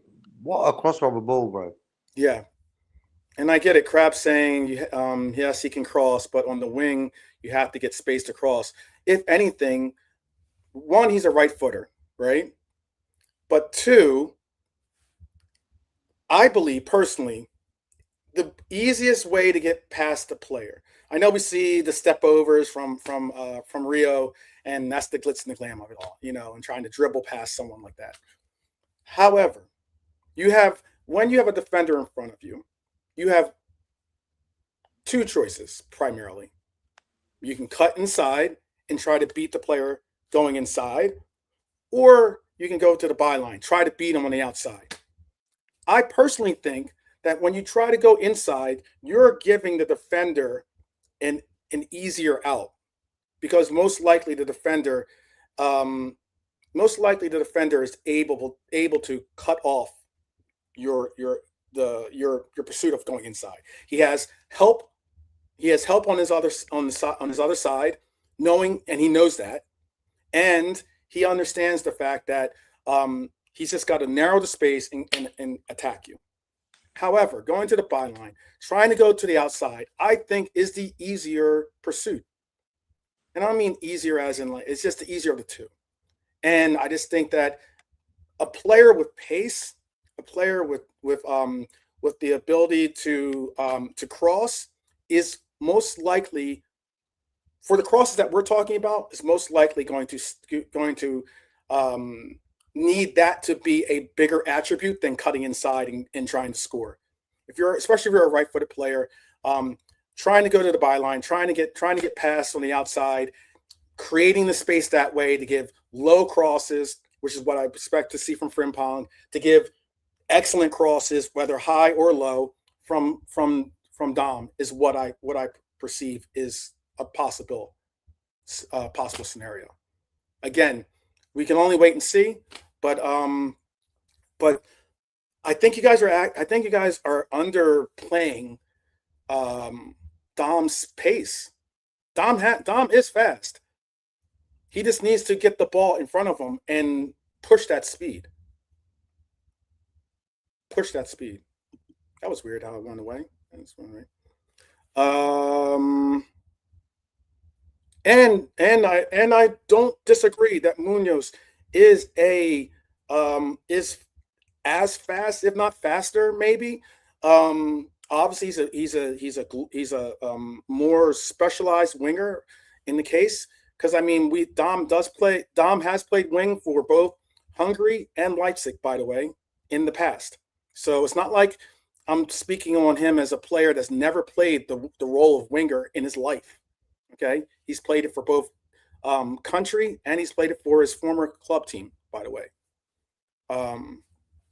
But that's all. We're all I'm not disagreeing that Munoz is possibly faster. I am not disagreeing. It is definitely it'll be a very interesting race. I will say that. I just don't know if Munoz is a glorified starter per se just yet. All right. Anyway.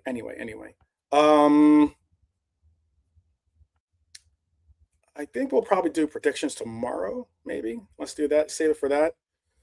We spoke on Barcola. I do have I don't have a moment of red zen for today, but I do have a what I'm calling Liverpool 12th man's last shout. Okay. And that is basically, I've done some op-ed-ish style work, and I've come up with something that sometimes I'm going to bring up subjects that have certainly got a little bit under my crawl. I teased it yesterday on FamZone. I spoke about this openly with backstage with my brethren here. So I'm going to just hear me out for my last shout. You can certainly comment in the chat. You can certainly comment as well, JK. I'll give you a platform to speak on the subject as well at the end of my shout. But,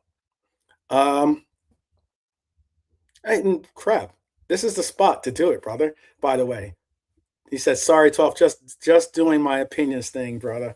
I have no issues or problems with your opinions, nor do I not welcome them. I definitely I enjoy Crab's participation in conversation.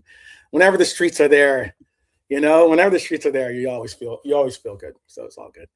All good. We definitely need to have a little bit of a debate forum with the Bajans, and obviously my Colombian brethren as well, my Colombian American brethren as well, and to get our little crew over here too, JK and Alante, Lee, and the likes, to kind of go, back and forth with some of our opinions. I'd like to hear that.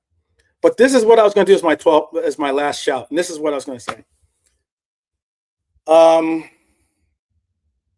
often hear this term, we are Liverpool Football Club. We are Liverpool Football Club is what I hear a lot. That's a phrase that us Reds love to say. We are Liverpool Football Club. And I want to ask a question tonight, because if it only means we expect trophies, I think we've forgotten something. If it means we demand perfection, I believe we've forgotten something.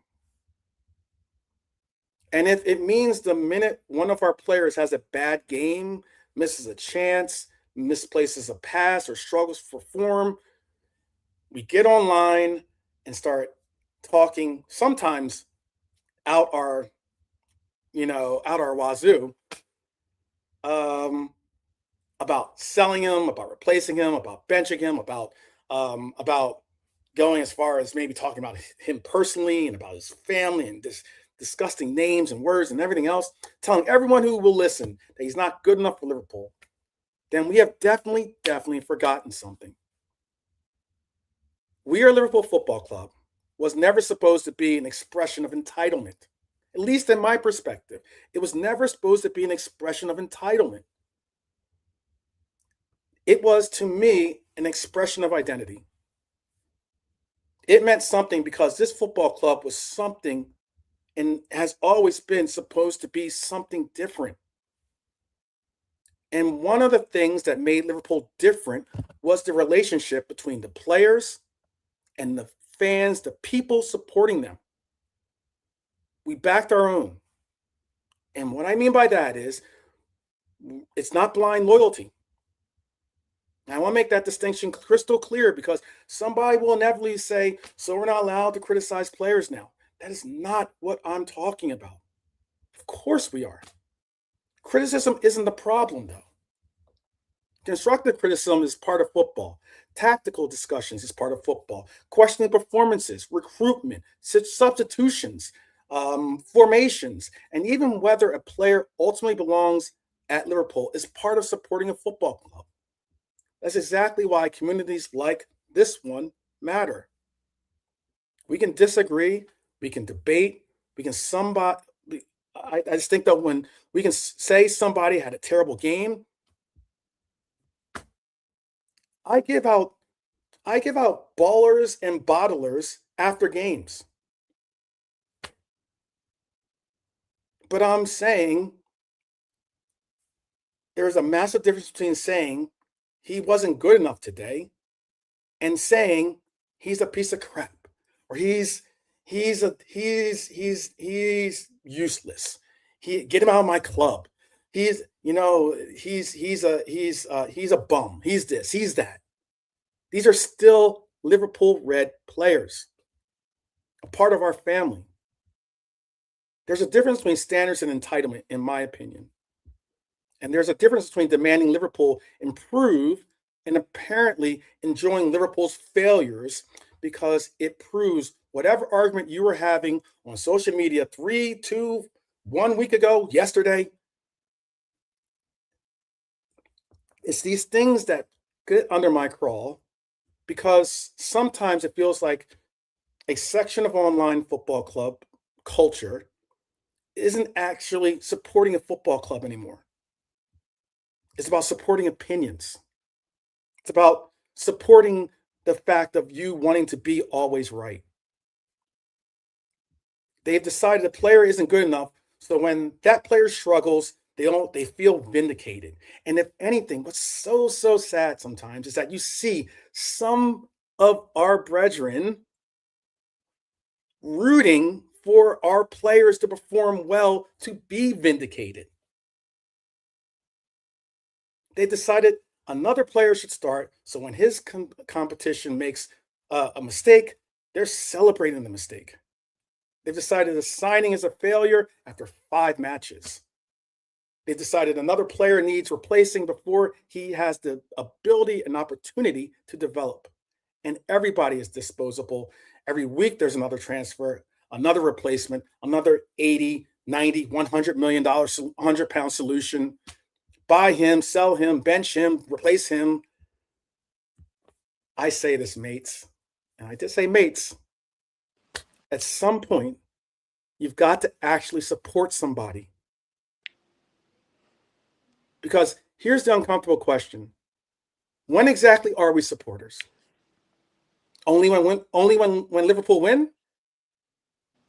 Only when the player we personally rate scores? Only when the manager chooses the formation we wanted? That's easy. But support matters most when things aren't perfect. When the new signing hasn't found his feet yet. When the young player makes the mistake. When the striker hasn't scored. When the defender has a nightmare of a game. When the manager's ideas aren't clicking immediately. That's when a relationship between Liverpool Football Club and its supporters is supposed to mean something. And I'm not asking anybody to lower Liverpool standards. Quite the opposite. Liverpool should have enormous standards. We should expect players to work. We should expect players to show intelligence on the pitch. We should expect commitment, the same commitment we show as fans. These players should show the same on the pitch. We should expect performances worthy of that kit. And when those standards aren't being met, speak up, say it out loud, and have the discussion. But criticize the performance without destroying the person. These are human beings. Question of football without turning everything into toxicity. Debate whether someone should start without acting like the player wearing our shirt is somehow the enemy. Because here's what I think we've all forgotten. Confidence matters. I said it before, I'll say it again. Players are human beings. They have family, they have friends, they have themselves that are a part of these social forums that we keep.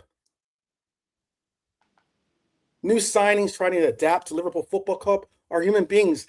JK spoke on it earlier. Wirtz is a player in a new environment, completely foreign from his own. And if we genuinely believe supporters can lift players at Anfield, then logically, we also have to acknowledge that supporters can contribute to tearing them down.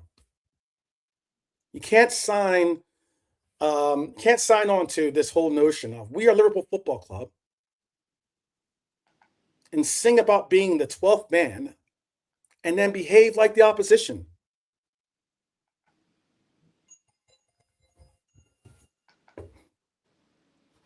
That's the part I can't reconcile. We call ourselves supporters. The word itself tells you the job. Support, not worship, not blind obedience, not pretending everything is brilliant, but to support.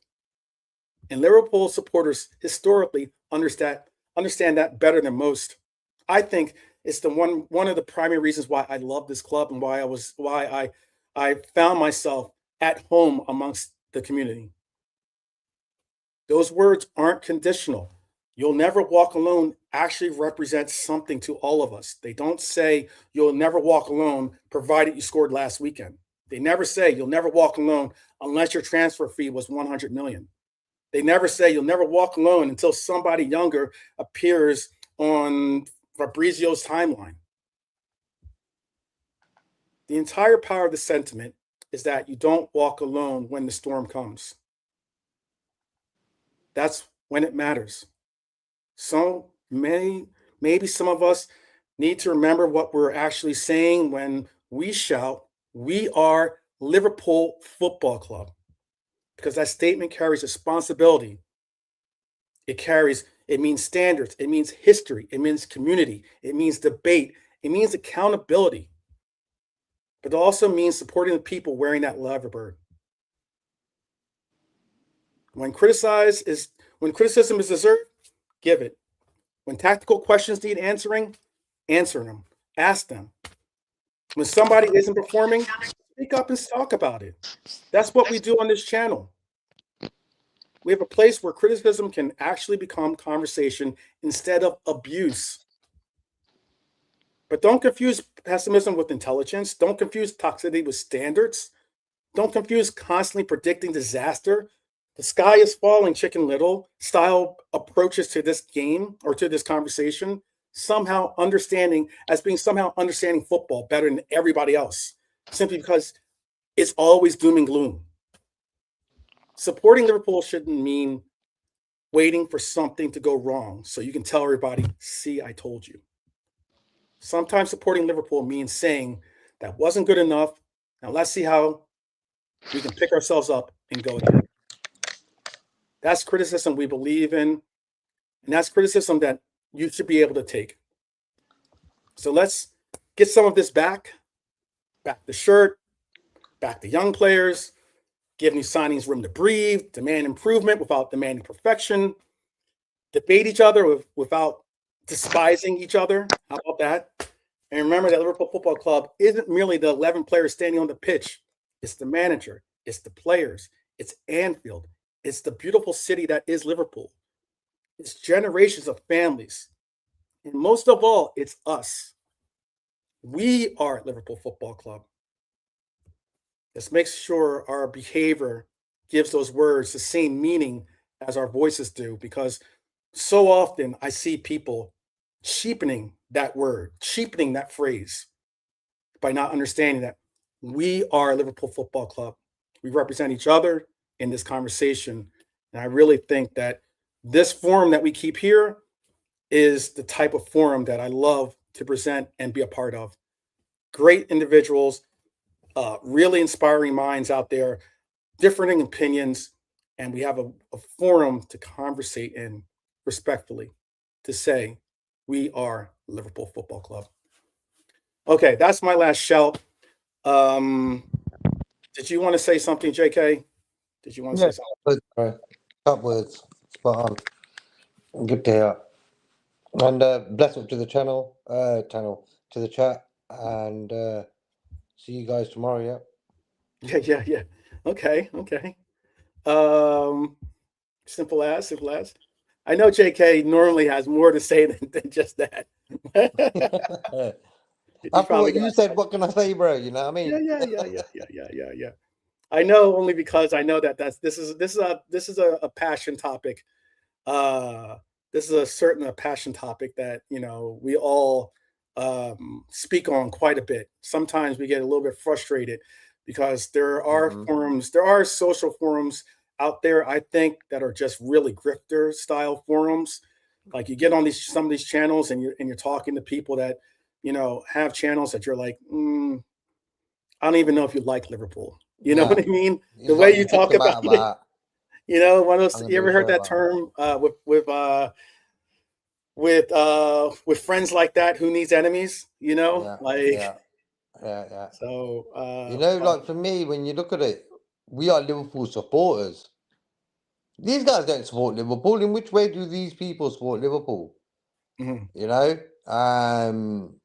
I understand Mhm. in life, you're not going to spend money on players or Mhm. whatever. Like for me, I'm not a big fan of the owners anyway, but I'm just saying it's the way football is. That's why it makes it exciting sometimes.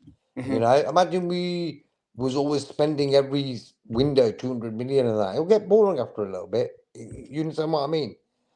I'm just saying that we need to support the team. Look at the players we've got and stop criticizing. This new manager's come in. He got a point away at Newcastle in his first game, in a game we could have lost. Fair play to him, you know what I mean? So first game on Saturday, really looking forward to it.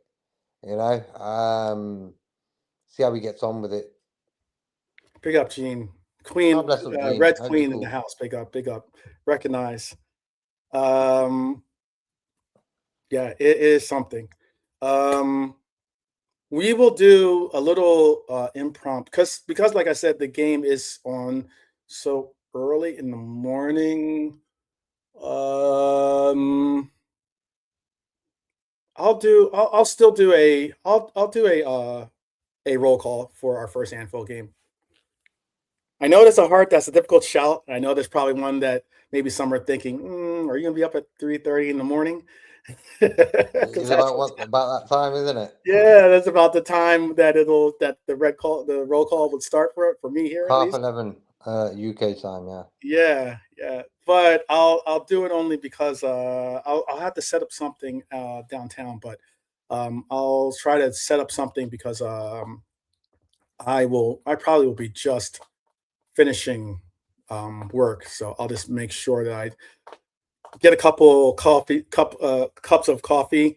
Do not make fun of my tired eyes possibly when you see me. So, because I probably will be very tired. I most likely will do my best to do the roll call, and then obviously we'll do a roundup after the game as well. But Sorted. yeah, That means with 12 we're man back doing into that, the season. We're back into the yeah, season. that's proper support right there. That's how, like, for me, it's like it's not what you say as a Liverpool fan for me to sort of respect you. It's like, what do you do? Like when I check out what you do, the hours you and Dara get up for, watch the games, that's proper. Hmm. We've got it easy, bro. It's like, even though I'm abroad, it's a little bit later and stuff. You Hmm. guys really get up, and in Asia as well. Yeah, It's yeah, like it's hard to stay up sometimes. yeah. We Don't still I need to mean woke think up. about the us. Liverpool is huge down in Australia, Yeah, and in New Zealand too, but especially in Australia. And I mean, that's a whole nother. Sometimes it's like it's a whole nother day, you know. yeah. It's It's mad. not even the same day that you're Yeah, watching the game. So mad man. it is pretty But, mad. but fair play. But all right, so we've got our Liverpool opponents for this Champions League. We know who our Liverpool opponent's going to be for the Carabao Cup. We'll probably talk about that a little bit more once we get closer to that matchup. Let us all definitely give shouts and praises to all of you in the chat. There was, close to 50 of you actually in the chat there. this entire ride. So I appreciate you guys rocking with us.